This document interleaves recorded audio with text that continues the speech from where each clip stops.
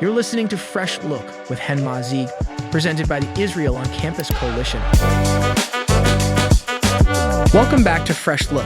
This week's episode features Rabbi Matthew Gewirtz, senior rabbi of the largest synagogue in New Jersey, Congregation B'nai Jeshurun.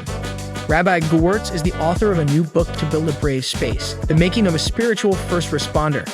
Rabbi Gewirtz also serves as the president of the Coalition of Religious Leaders for the state of New Jersey. During this episode, we'll hear from Rabbi Gewirtz about insights in spiritual leadership and the challenges facing Jewish and pro-Israel people today.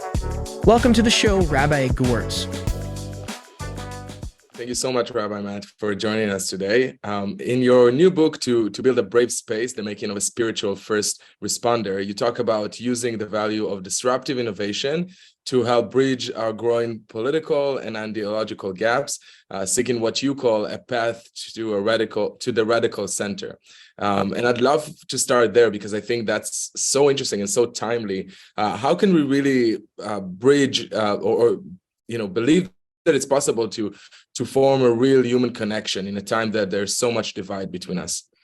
Yeah, it seems like there's divide every place in the world these days, right? It's not just an American problem. It seems like it's spread all over. Yeah. About 10, 12 years ago in America, I think it started to get really acute, really started to feel it. And I felt it, within my own congregational community, where I started to see people separate from each other, not have meals together, decide that certain things they just wouldn't talk about anymore. And I didn't grow up that way. I grew up with a father who was a professor who said, God forbid should we agree on anything. We just have to evolve and get deeper as human beings.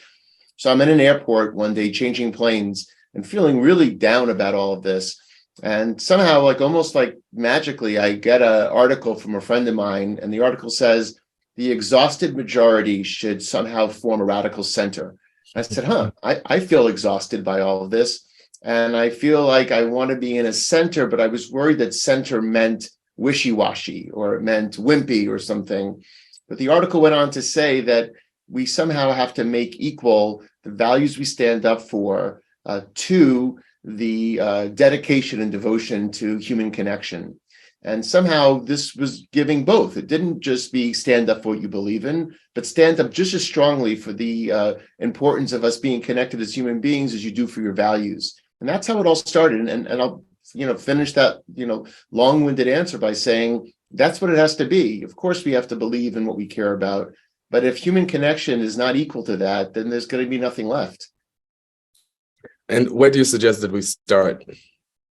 Well, since you can't even have Thanksgiving dinner anymore with your family, I read a pollster who said that 1 out of every 4 Americans was scared to go home for Thanksgiving because they thought that they wouldn't just get into an argument with their family, but one that would cause a rupture. So I am suggesting, believe it or not, that in America, it could be the synagogue, it could be the church, and it could be the mosque, that maybe a sacred space has to become a sacred space that is sacred because it's brave. So community centers, religious centers, where people are actually leaving in America. We're down to 29% affiliation at synagogues. But maybe one of the things that would draw the younger generation back would be the ability to have conversations in places where they can't have them other places. I'm not saying prayer is not important. I'm not saying that studying Torah is not important, but I'm saying that the communal connection may be most important right now. Right. Wow, that's very interesting. I think I absolutely agree. I think it's such an important place that brings people together by default, and to start there is actually brilliant. And in your book, you also talk about the spiritual and historical lessons that you learned from your parents, your Uncle Chaim, who survived the Holocaust, and Rabbi Harold Saperstein of Temple Emmanuel in New York. Can you tell us about how you have applied those teachings in your work at the Congregation B'nai Jeshurun in Short Hills, which is the largest synagogue in New Jersey? Yeah, those are a lot of different role models and teachers. Uncle Chaim, he's funny. As a kid, you see these people as old people, right? Mm-hmm. Old men, old women. And, his breath didn't always smell good. His face was always gruff. And then one day when I was it wasn't being rude to him. I just wasn't paying attention. My father said, do you know his story? And I said, no, I don't know. He's your uncle. And he said, my grandmother thought that her brother Chaim was dead, because most of her family died in the Holocaust and they hadn't heard from him in 10 years. And one day the doorbell rang, and she opened the door, and there was Uncle Chaim. It turned out that he was sent off to a labor camp, got lost in the system, and somehow found his family. And I'll never forget, I said, "What did Bobby," that's what I call my grandmother, "what did Bobby do?" And he said she fainted on the spot. And so the first story is that you never lose hope, that with all that family lost, here was Uncle Chaim, almost like the Messiah showing up at the door. So here's this man with smelly breath and a rough face who represented ultimate redemption and hope. So that's a major lesson that I carry with me every place, especially as a communal leader. Saperstein, I first remember him, and I was like every other kid, sort of bored in synagogue, but I paid attention when something pulled at me. And in 1972, when the 11 Israelis and coaches were killed in Munich, he got up and gave a sermon that I can't remember its words, but I do remember that he said he was going to fast every single day, 11 days in a row for each Israeli killed. And as a kid who loved food and loved sports and somehow felt the glue of Jewish life from the family that I lived in, all three were brought together. And it made me believe at a very young age that you could stand up for what you believe in, give up something you love, and somehow bring people together in the process. Saperstein was maybe 5'6", and in my mind, he was 6'10", because he taught lessons that were extraordinary. And of course, just 1 year later is the Yom Kippur War. And of course, where were we again but in synagogue?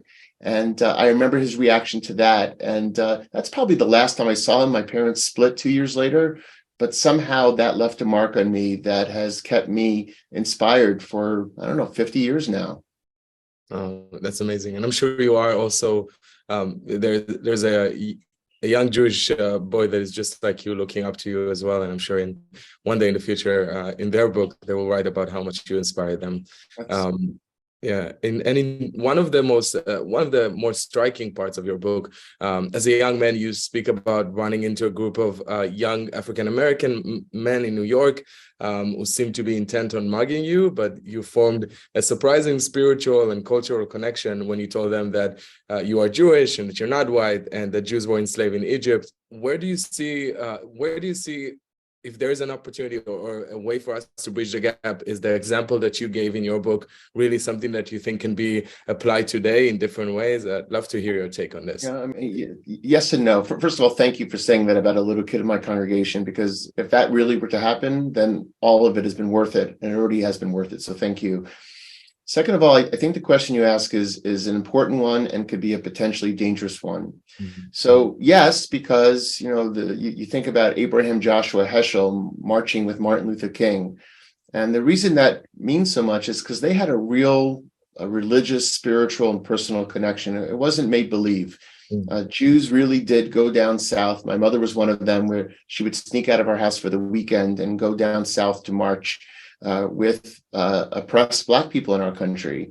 And I think because we put real skin in the game, we were trusted in ways that not everyone else was. But remember, we're talking about the 50s and 60s, where Jews were still very much a highlighted minority. And we hadn't made it in this country the way that we've made it now. And I think a lot of that allyship has broken down over the years. So I was raised by a family that our Passover Seders had at least half of our Seders were African Americans. So it was real. So when we sang "Let My People Go," it was because we were sharing a shared history, but also an honest acknowledgement that our enslavement was thousands and thousands and thousands of years ago, in a book called the Haggadah, which we all know, right?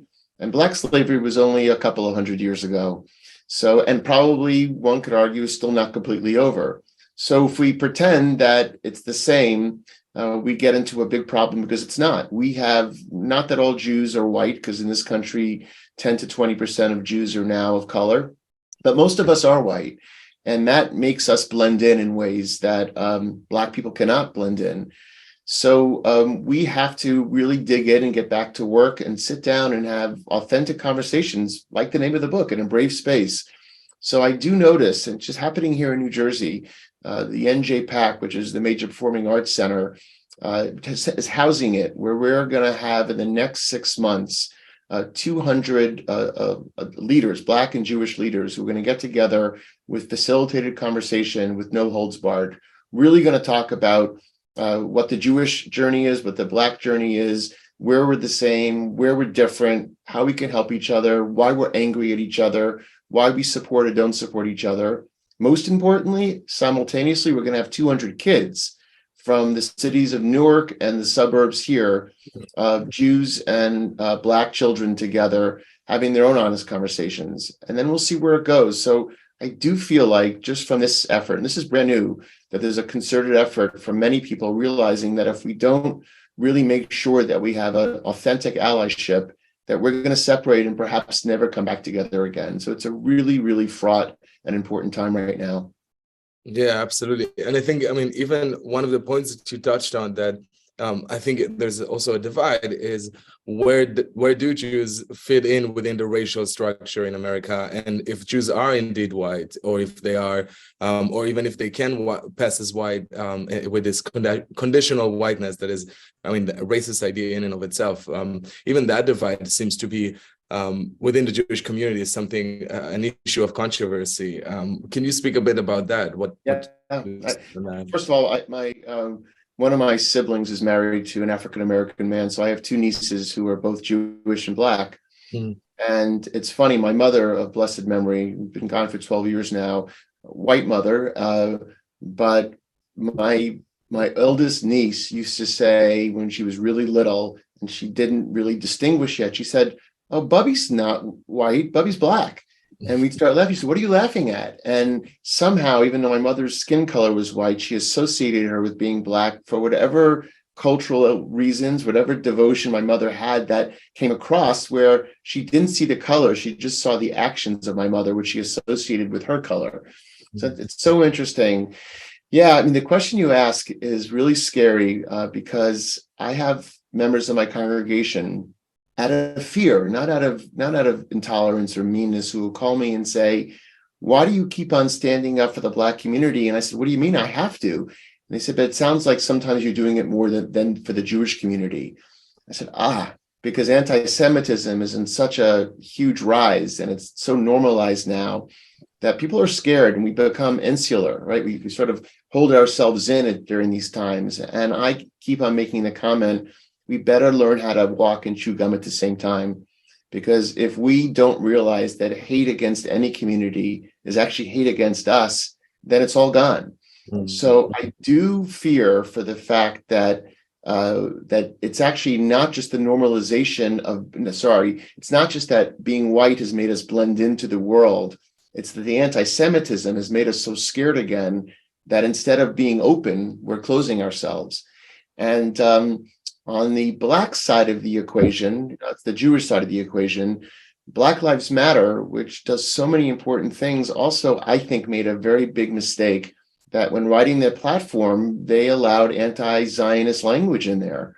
And so, again, there are Jews who say Black Lives Matter doesn't like Jews because of the pro-BDS statement. So it's really complicated. And what I say to my congregants is, yes, bad mistake. But if we all lived by what the umbrella organizations to which we belong said, none of us would believe anything about the other. We'd all, say, "You're wrong because of this." So I try to say to them, just because Black Lives Matter as an organization did something really bad as it relates to Jews, does not mean that Black lives themselves don't matter to us. And they have to by virtue of our values and ethics as Jewish people. So yeah, the race, the intersectionality of race and religion and culture has really put us in positions that are very dangerous because we are simultaneously living in a binary world where there's only A or B. And you and I both know it's not true. It's A, B, C, D, and E. It's all of them. And somehow we try to stay simple in a world that's really complex and gray. Wow, that was profound. Thank you for that. And I hope that our listeners take this one in, because I do get a lot of comments when we speak, as we said, like on social media, and about speaking about the Black community, speaking up for the Black community and speaking up against racism, that there is this fear. And I totally know what you're talking about, and I can fully relate to it. I think it's so important for us to understand that not everything is about racism. Not everything is about anti-Semitism. We have to stand up against any bigotry. was this Zionist Jewish hero of mine, the heroine, that said that until we are all free, we are none of us free. Emma Lazarus, of course. So I appreciate that. And since we're talking about intersectionality and we're talking about complicated topics that are polarizing in this time, but I don't think should be. You wrote in your book about LGBTQ marriage and interfaith marriage and how they have divided the Jewish community. You also spoke about your personal commitment and the strong commitment in your community to the state of Israel. How can we ensure that the coming generation is as invested in Israel and the Jewish people as we are, while caring about all these issues that, in my eyes, there shouldn't be any problem, but I find that a lot of young Jews are challenged with or are puzzled about supporting all of this together? Well, first of all, and you could speak to this more than I can because you're an Israeli, obviously, this next government is going to say a lot about our future, because I was there on election day leading a group and came home to a much easier election day here than it was there. Yeah. And let's leave Netanyahu out for a second, which is almost impossible to do since everything seems to revolve around him. Right. But these two other parties with whom he is now partnered, if their values are really what they've been, meaning anti-gay and anti-Arab, then the Jew in America, I would even go as far as to say the right of center, not right, but the right of center Jew all the way to the left of center Jew is suddenly going to have a very hard time defending Israel if they are really overtly anti-gay and anti-Arab in ways that they're describing. And again, I'm speaking more about something that you know better than I do, but growing up, Begin and Shamir and Sharon may have had really right-wing policies, but they never seemed to be anti-gay or overtly anti-human being. And I know, again, that's a little too simple, but Likud in its history just wasn't like that. American right used to be that, but the Israeli right wasn't. If the Israeli right becomes really this hateful of people, we're going to have a very difficult time defending the state. And by the way, it's going to be very difficult, I don't care what generation you're in, not support the state. I always want a thriving Israel, but boy, we'll really be critical of it. So that's A. B is the young Jew today. There's a lot to say about the young Jew. We didn't do a good enough job at educating the Jew. We got so comfortable. I grew up under the shadow of the Holocaust, the shadow of 67, the shadow of 73, the shadow of Entebbe. All of it was so easy to make you rally around the state of Israel. It was always the underdog. Now there's a very powerful Israel, and the question is, what are the ethics of power? And if Israel and the Jewish people don't handle the ethics of power well, it's going to drive the young Jew away, which it is now. So that's A. B is the older generation has to stop wagging their finger in the face of younger Jews when they question Israel. Because we all know that when we yell and scream and put our finger in someone's face, they're just going to believe in what they're saying louder and stronger. So it's the older generation's fear of what the kid is saying that makes us wag our finger. But perhaps, again, as the book suggests, maybe we just need to hang in a little bit longer and see what they're really saying. Because someone who's that passionate about being angry at Israel is still passionate about Israel. And if we could somehow just leave a little bit more room and be able to explain the complexity of loving an imperfect democracy, which is what it is, then perhaps we make room for that person, the younger person, to come a little bit closer. Because guess what? We all raised them to hate oppression. Well, when you see Palestinians in refugee camps, it's very hard to justify. And you and I both know that it's really complicated. It's not all Israel's fault, and it's not all the Palestinians' fault, but there's a lot of complicity to go around. But if we're just pushing them away, then they go back to the campus, and on the campus it shows, suffering Palestinians. It makes the story very easy for the BDS narrative, which of course I'm against. But we have to create more room for conversation, because otherwise kids are going to walk away, or they're going to join the side that is really going to lead to the destruction of Israel. Right. That's really important. I think one of the issues that I find doing this work for a long time is that we're often just dismissing criticism of the state of Israel or that is coming out of love. And when you dismiss any criticism, when we dismiss any way to engage in a meaningful way with the state of Israel policies, then a lot of young Jews would be radicalized or pushed out and would say, well, if I'm not being listened to, maybe I should go all the way. So I do think, and I really agree with you, that we need to make a space for young Jews to be able to engage in a meaningful way with the current Israeli government, which makes mistakes. I often say that I criticize my mom sometimes. She calls me all the time, and I'm saying, Mom, can you just maybe call once a day? And I'm not doing it out of place of hate. I love my mom, but I have criticism for her. But I want it's not going to change my life to her. And I think that's also true about my connection with the state of Israel. That makes sense. And by the way, and what I found when I was there is that Israelis have done something that Americans have not. We are polarized in both countries, but people, at least I found, are still talking to each other there. Here, we've gone into our echo chambers, and I did hear something really that bothered me a lot, that there's a new news station being developed just for right-wing Jews in Israel, like a Fox here. Yeah. And I'm not criticizing Fox or MSNBC, but what I criticize about the whole system is we go now to our own stations to hear our own ideas reaffirmed, as opposed to going to different points of view to make sure that we are being challenged. And that really made me a little bit scared, because I've always found that either in the taxi cab, on the beach, in the office, wherever you are in Israel, you can have argument about anything, and then generally it's over. You don't kill each other over it.